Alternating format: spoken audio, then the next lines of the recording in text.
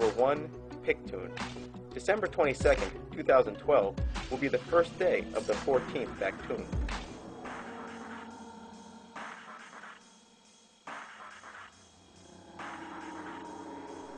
The Mayans believed that the gods made 3 creations before ours, and so the calendar has restarted 3 times. The most recent of those creations ended at the beginning of the 14th Bactoon. However, those were admittedly failed universes, unlike the successful one that we are said to occupy. And since there are 20 Bactoons in one Pictoon, the calendar keeps going. So the only thing that ends on December 21st, 2012 is the end of a 394-year cycle. But this is not the end of time, simply the rolling over of the odometer. It will simply be the end of the 13th Bactoon since creation, which started at 3114 BC. Which means that 2012 is no more significant than September of 1618, or March of 2407.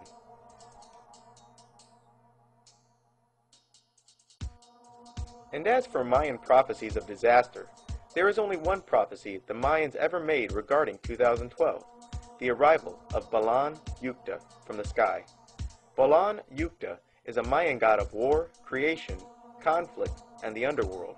The only Mayan inscription regarding the end of the 13th Bactoon, or 2012, is located in southern Mexico at a place dubbed Monument 6. The inscription reads, "He will descend from the sky."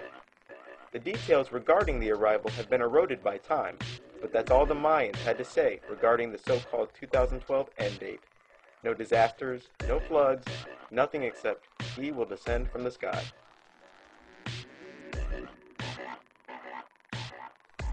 Further, it's clear that the Mayans by no means considered 2012 to be the end of time, because there are other Mayan inscriptions relating to events that are set to occur in the year 4772.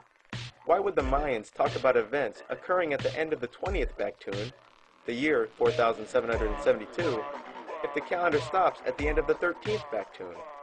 So maybe the reason those History Channel scholars simply tell you what the Mayans said would happen on 2012 without quoting the Mayans themselves is that they don't have the option to. In the history of archaeology, only a single Mayan prediction regarding 2012 exists, the arrival of Balan Yukta from Monument 6.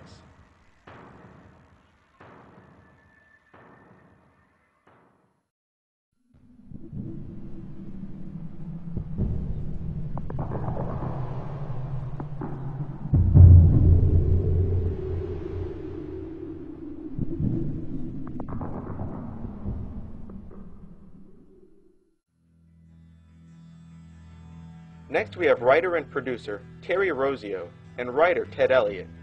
These two have worked as a pair on many hit movies.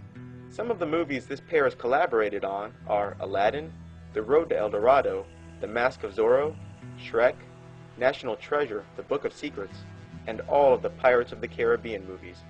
They even worked together with Roland Emmerich on his film Godzilla. Didn't help much.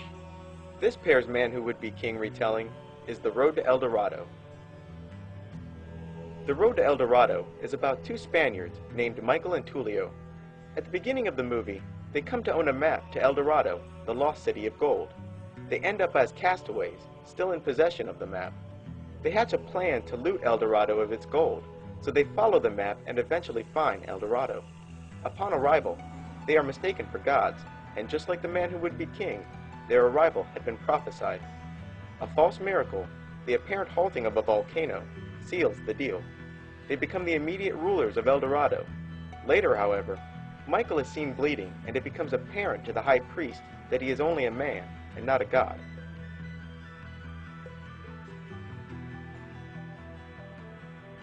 By the end, the two had separate plans. One intended on remaining with the primitive people as ruler, while the other, Tulio, intended on going home with his half of the gold. But before Tulio leaves, an old enemy catches up with them. During the panic of escape, the pair watch all their treasure wasted. The Road to El Dorado, even more than Stargate, has scenes that appear to deliberately draw from The Man Who Would Be King. Ted Elliott and Terry Rossio also wrote the stories for the Pirates of the Caribbean. In Part 2, Dead Man's Chest, Jack Sparrow the central character of the movie series, has arrived by boat to a primitive island where he has been mistaken for a god. The natives decide to paint eyes on his face, symbolizing his divinity. Just another retelling, it appears. Ted Elliott and Terry Rossio also wrote National Treasure 2, The Book of Secrets. The first National Treasure movie is loaded with blatant Illuminati symbolism, but the second National Treasure movie is more subtle, and similar to Elliott's and Rossio's The Road to El Dorado, once again, the whole movie revolves around the location and plundering of the lost City of Gold. The movie depicts the City of Gold almost exactly as it was depicted in The Road to El Dorado.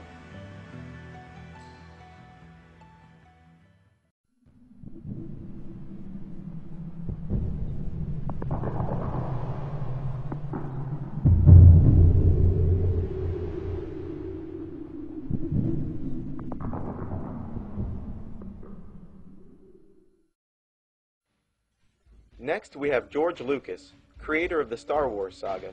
Star Wars, most notably Episode 6, Return of the Jedi, appears to be yet another retelling of The Man Who Would Be King. Han Solo from Star Wars and Danny from The Man Who Would Be King have tons in common. Both smugglers, have a brainy best friend, and many more. Even Darth Vader, who is probably film history's most infamous villain, appears to be based on Jesus Christ. But that's not the end of his storytelling. Apparently, Lucas's Jedi isn't Lucas's at all. The Jedi, or the Jedi, were a secretive group of magicians in ancient Egypt. What set a Jedi, or the Jedi priest, apart from other magicians, is that their bodies had been transformed. The uraeus, the serpent-adorned headpiece that was often seen on Egyptian pharaohs and gods, was a symbol of those who had undergone this ritual and became Jedis. The serpent was placed over the forehead because the forehead was the location of the third eye. The serpent was used because it symbolized those who had their kundalini, or inner serpent, raised from the base of their spine up through the chakras and placed into the foreheads. Djed means spinal column. Initiation to the Jedi Order was physically demanding and, like Luke Skywalker discovered, often involved exercises and other routines that had nothing to do with spiritual growth. But if a Jedi student showed promise and perseverance, he was initiated into the Order of the Jedi. In this rite, the initiate would be led blindfold into the very center of the Pyramid of Giza, where they would lay into a sarcophagus, which is like a giant coffin. From there, while clinically dead, certain incantations are said over the coffin. 3 days later, the person would be reborn as a Jedi, with abilities that we would associate with powerful magicians. They experience the world through the eyes and abilities of a spirit, yet still have flesh. They could create objects at will, move objects from afar, move at incredible speeds, have extrasensory perception, telepathy, the ability to see spirits, and also complete control of their astral bodies, allowing them to tear their soul away from its fleshly encasing and send their astral bodies to distant places in the universe. Today, this ritual of the body transformation is reenacted by the Masons and Skull and Bones. In fact, you've seen it before. When someone is initiated into the 33rd degree of Freemasonry, they are blindfolded and lowered into a pyramid. After the initiate has taken the oath, his mask is removed and he quote-unquote receives the light. But this is not just a figurative light of knowledge, but reborn in literal light.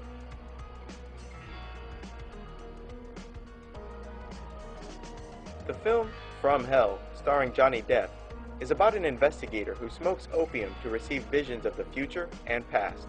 Against him is a series of murders perpetrated and concealed by the Freemasons, who occupy all the significant seats of power in 19th century London. The movie depicts a reenactment of this most secretive ritual. Let the brother receive the light.